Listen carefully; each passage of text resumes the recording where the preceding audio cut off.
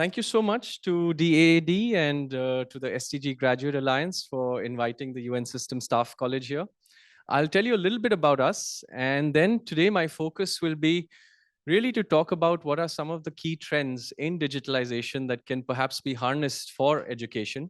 The UN System Staff College, we are into education, of course, not higher education, but we do have a fairly wide mandate when it comes to talking about the 2030 Agenda for Sustainable Development and the SDGs. So in a sense, we do also try and see where we can be effective in terms of communicating this knowledge effectively. So we can actually serve people who study with us can serve as catalysts for the wider sustainability debate and in their own work. So with that, I would please request you to change the slide, please. Or do I have to do it from here, right here? Thank you. Looking there, right here. I think that's a good metaphor for all the lessons we've learned with technology during the... there you go. Okay, so my name is Samant Veer Kakkar, and I teach at the UN System Staff College. So a little bit about us before I get right into it. So the UNSSC, or the UN System Staff College, we were set up in the year 2002. It was a rather inward-looking institution within the UN, and our mandate was to really build the leadership capacities of management within the UN system. Of course, that was a mandate that was sort of fit for purpose in those times, but times did change, and quite rapidly. So as of the year 2016, we've seen a fairly rapid evolution. And what happened was we set up the Knowledge Center for Sustainable Development, which was sort of a purpose-built facility to engage on learning, training, knowledge management around the 2030 Agenda for Sustainable Development and the SDGs here in Bonn.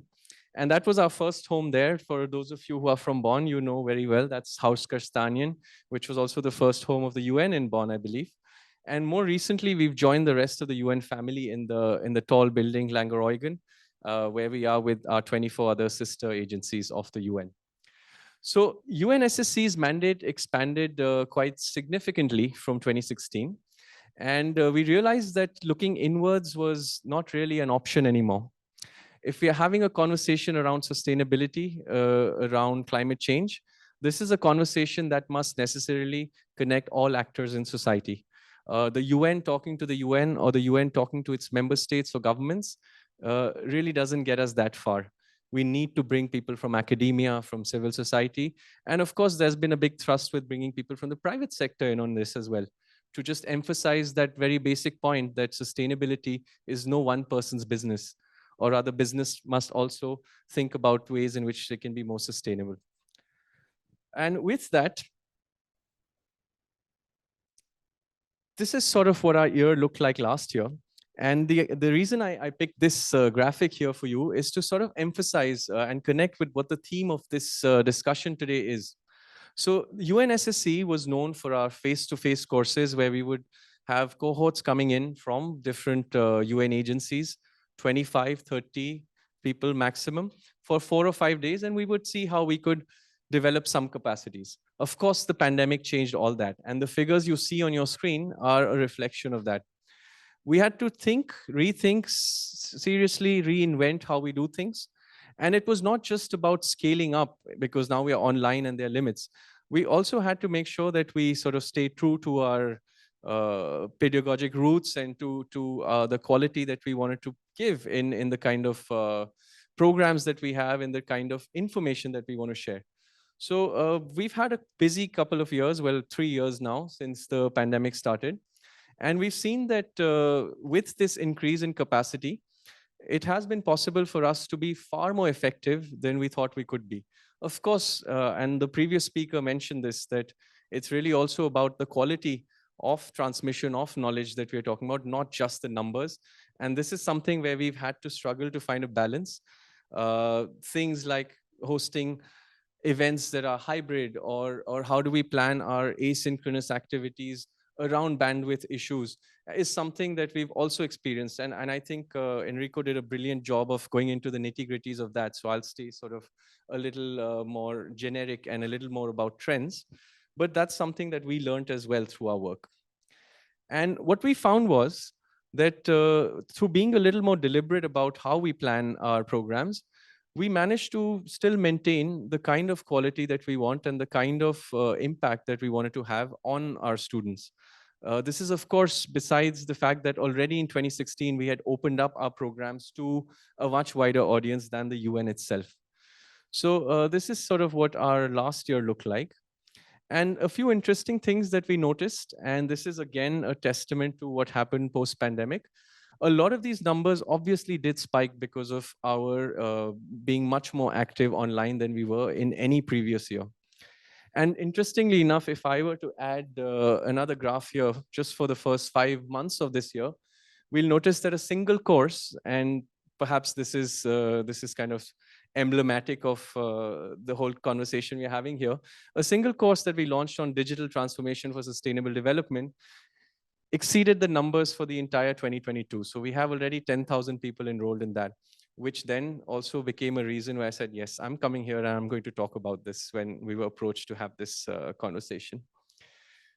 And what we've also noticed, and of course I spoke about this, that there are more online participants, but we also noticed that slowly but surely, there has been an uptick in the female users that we could use, that we could reach out to through our programs.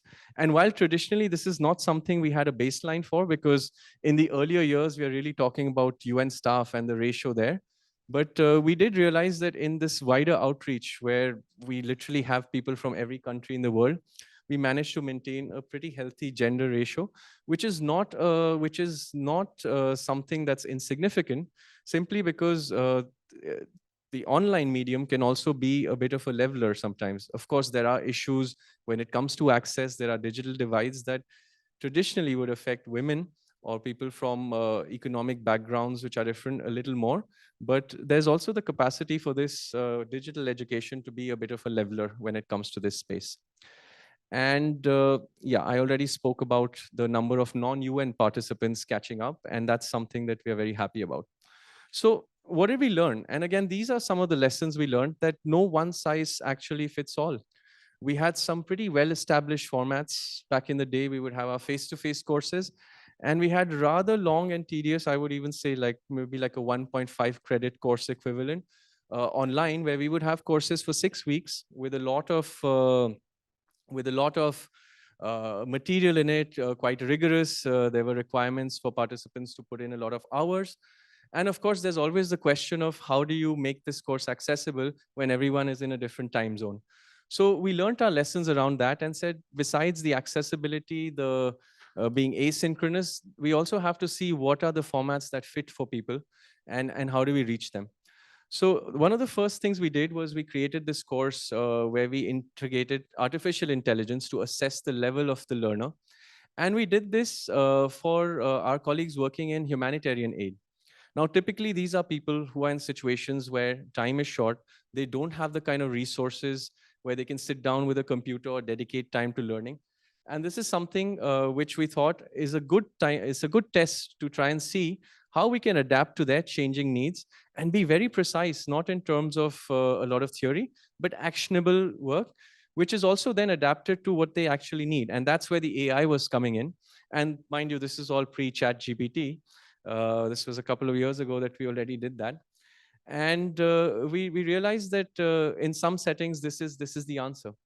Again, with the interactive 360 VR, now, of course, VR has been around for a very long time.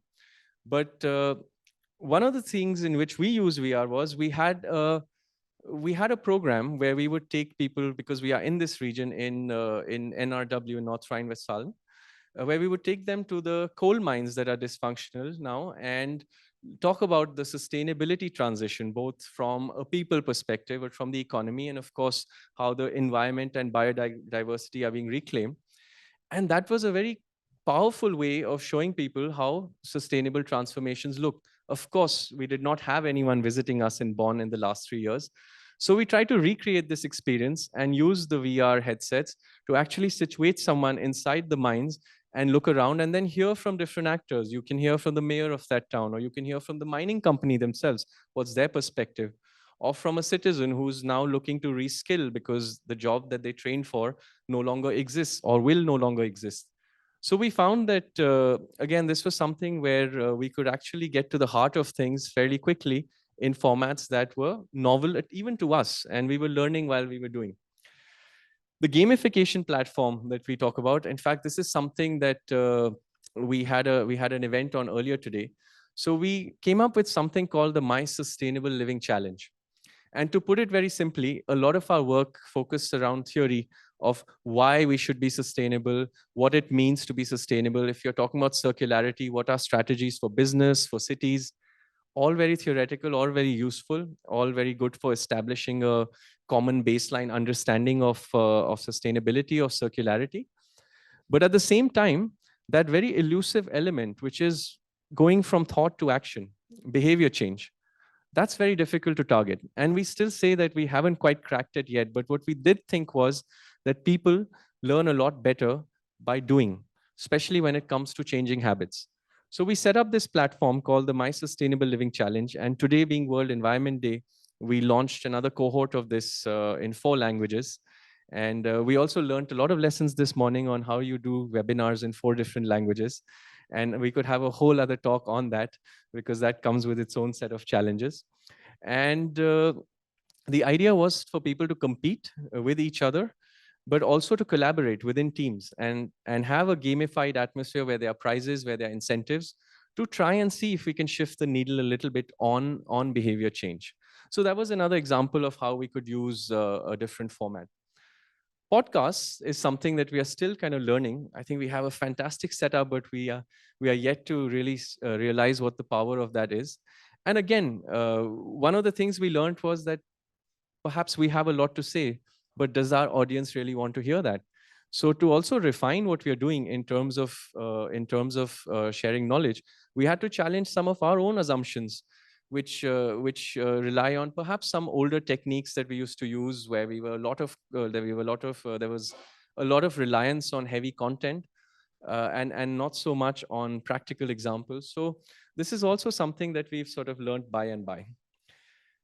Now, with that, I would like to now connect this with where we stand today. And being the Knowledge Center for Sustainable Development, this really is the guiding principle of the work that we do. I described a few formats to you. I told you about who our learners are, how we try to reach them. But at the core of it all, our core mandate still remains talking about how we can implement the 2030 Agenda for Sustainable Development and the 17 SDGs that are the results framework for this agenda.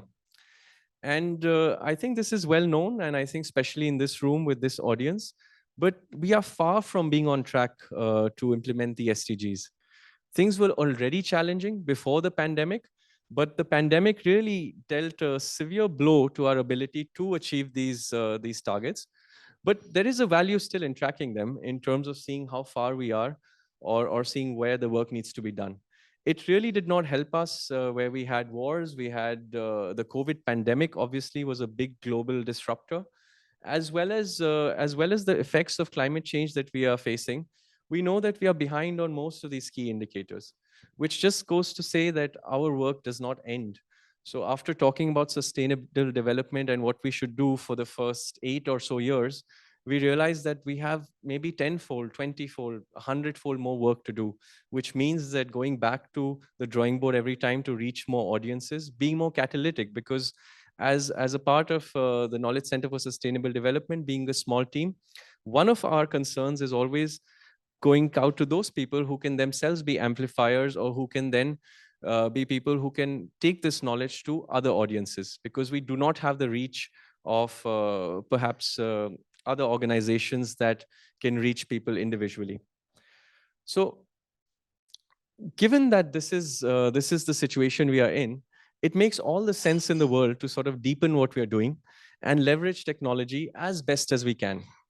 Of course, what we realized was that, like with anything, and this must be said about digitalization as well, it really cannot be like a magic bullet for solving all our problems.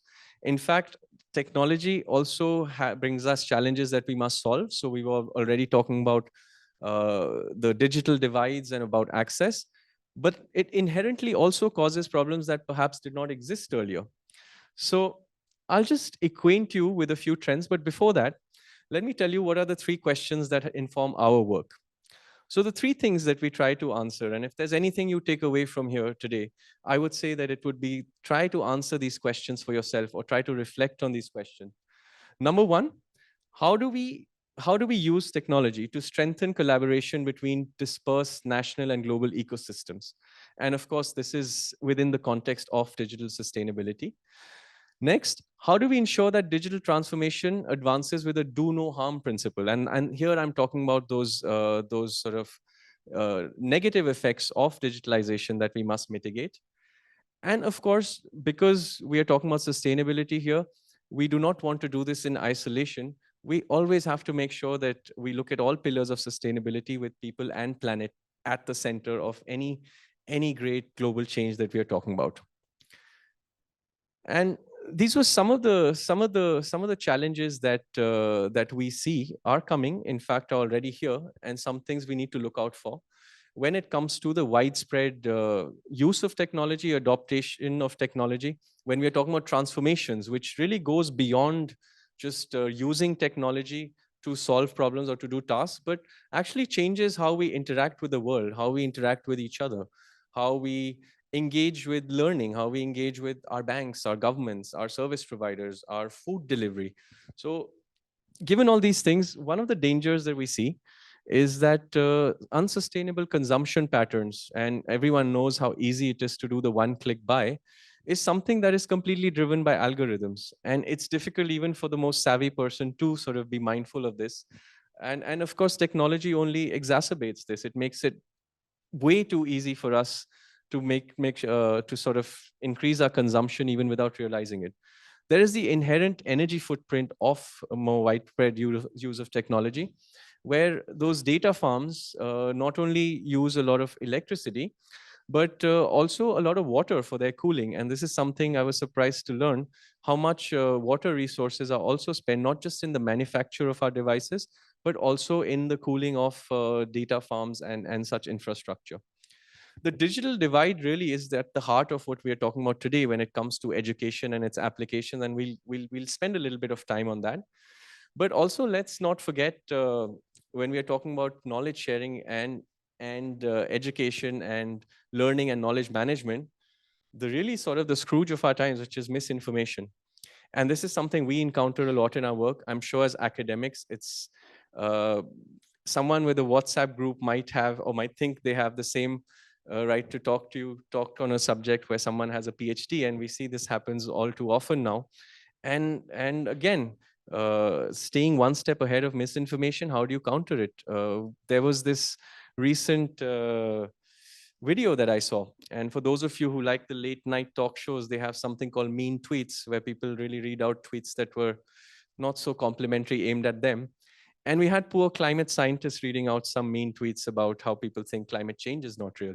It's a fun video. Happy to share the link. But yeah, I think that kind of lands the point that misinformation is something that nobody's impervious to in this room or in any other room.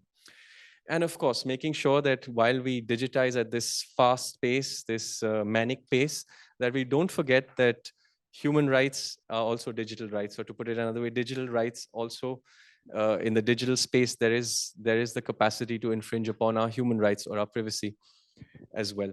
So, of course, out of all these, we zoom in on the digital divide because I think this is sort of comes back to the heart of what we're talking about in terms of using technology for the benefit of education, higher education. And I think the numbers kind of tell us quite an interesting story. While this may be changing, but at this time, these are the realities that we have to contend with. Not all parts of the world have equal access. And what we found interesting was that there is an assumption that you have certain groups that perhaps don't have the kind of access that others do. And the first ones that come to mind could be low-income households, senior citizens, it could be the undereducated minorities or residents of rural areas. There's also an assumption, if looking at just this graphic over here, that this is a global North and South problem. Not necessarily. There was a very interesting study we came across, which was talking about households in the US. And we generally think of the technology, Silicon Valley, and the US being a technologically advanced country. But there's quite a significant digital divide there as well, which comes due to what zip code you live in, so what kind of internet service you're getting, or even what kind of access to devices or what quality of information you can access. So again, there are no assumptions here, but this is something that we must be mindful of as we design programs, as we try and reach out to more people leveraging technology. And finally, in the work that we did, we started thinking of some solutions. And these are just some broad areas. And the idea here is to really spark a little bit of reflection, not to give all the answers, because obviously this is not an exhaustive list of what we need to do, but really some areas to think about where we can do better. So one of the areas where we feel digital technology and its use can be very beneficial is actually making those communities talk to each other that don't usually talk to each other. And to take an example, if we look at our twin transition, which is the drive towards sustainable development and digital transformation, a lot of knowledge sits within traditional indigenous communities, which perhaps don't talk to people who are designing tech solutions, or don't talk to those people who are at the cutting edge of digitalization. But therein also digitalization could be that bridge, and we have to see how we can do that to make sure that the systems that we build at the ground floor are already taking into account the needs of diverse groups of people. The second one, and a rather obvious one, and the previous speaker spoke about this as well, was about digital competencies. Uh, there was a study that spoke about how in developing countries, there were 40% people did not know how to make an attachment to an email. Now, I read this a few years back, and I hope the number has gone down since, but that tells you something we take for granted every single day and have probably sent hundreds, if not thousands of attachments, everyone in this room. But that's something to think about. And of course, I don't have to tell a group of academics how the ability to think in terms of systems is something that can be enhanced by the use of digital technology. We are looking at that in our work in sustainability as well, where instead of looking at individual SDGs, which then miss the entire picture of, you might have achieved something in one area, but there could be trade-offs in another. The ability to look at systems as a whole does sort of try and help us overcome that tendency. So that's something as well that we think could have a very key, almost like a leverage effect on our ability to digitalize more successfully. This point about multilateralism is something which I feel is really important, because I think at this point there are around 20 or so internet companies that control more than 80% of our data and digital assets. It's quite a mind-boggling figure if you think about it, quite analogous to the 1%, and we had movements around the 1%. And try and think of it in that way, where we saw all this, I would say, anger and this upheaval about why such few people control so much. And on the other hand, we hear about how data is the new gold or the oil or whatever you'd like to call it. But this is also highly concentrated, and not just in tech industries, but also, I see we are almost at time, so I'll be very brief now. But also across countries. Uh, I think this kind of encompasses the idea about building the coalitions that we need to, and I think the point to emphasize here is to be inclusive, but to be iterative as well. And digitization and technology is really the space that offers us that opportunity. As it often happens, laws tend to catch up with whatever the realities. It could be financial laws, it could be laws around the environment. But especially here, we have an opportunity to be very quick in how we actually react to an evolving landscape. So I think that's something to be mindful of. And the point about creating global commons, and we think of in the past the Library of Alexandria or something. We're sitting on way more information. Perhaps in this laptop, there's way more gigabytes of information that ever existed in such a library. So this is obviously something we need to figure out how we build on it and how we actually distribute it more fairly and equally. And I think that essentially is the presentation. That's the course I was talking about. which is our course with 10,000 people and growing. We discuss a few of these themes more in depth in this course and talk about the societal implications of digital transformation. We will be launching 3 extra parts to this, and we're very happy that the German government has also been a part of this, as it has been with the Knowledge Center for Sustainable Development, where we've got a lot of support from BMZ, and this particular project, we've had GIZ as a supporter as well. And we are very anxious to launch the next 3 parts of this. So this is the overview, but we will be looking at the triple planetary crisis, which talks about climate change and digitalization. It talks about biodiversity loss and about pollution, and how digitalization can offer solutions to that or can catalyze action in those areas. So I will be sharing this presentation with the organizers if you want to look at those QR codes. I have a couple of other QR codes for you on the next page. If you want to scan those as well, you don't have to scan them all right now. But those are just our courses, and so you know what's on offer. All our programs have always been, all our online programs have been open to a wide audience, which extends way beyond the UN. And we do have a fairly packed calendar of courses that talk about sustainable development from different angles. It could be from a policy coherence angle. It could be looking at sustainability and the nexus with how a circular economy can be a catalyst for sustainable development. We have a pretty packed calendar that of these courses which runs throughout the year, and a lot of the open enrollment courses which anyone can enroll at any time.